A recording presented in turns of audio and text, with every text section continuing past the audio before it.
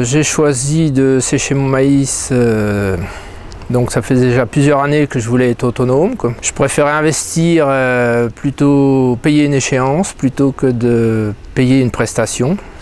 Et à un moment donné, on va arriver à être autonome. Mais bon, le but, c'était pas non plus de sécher pour un coût plus élevé que la prestation.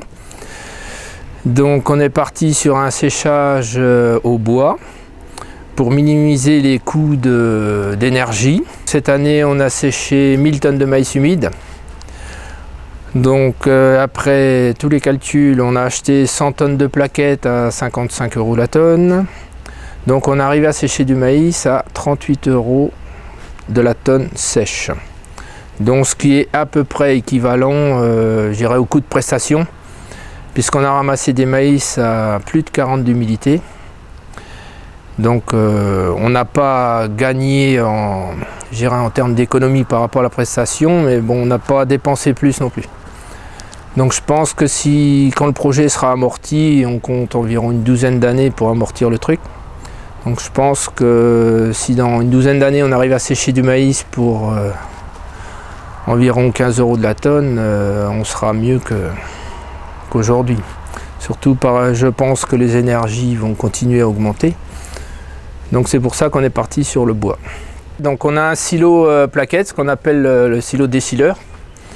Donc on le charge au télescopique, on a une autonomie de 2 jours. Après, donc avec la chaudière, donc on pulse l'air chaud sous le plancher.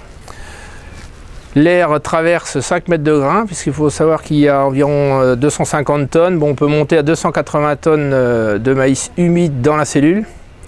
Sachant que ce maïs-là est brassé toutes les 6 heures, les vis à l'intérieur font le tour et brassent toute la masse.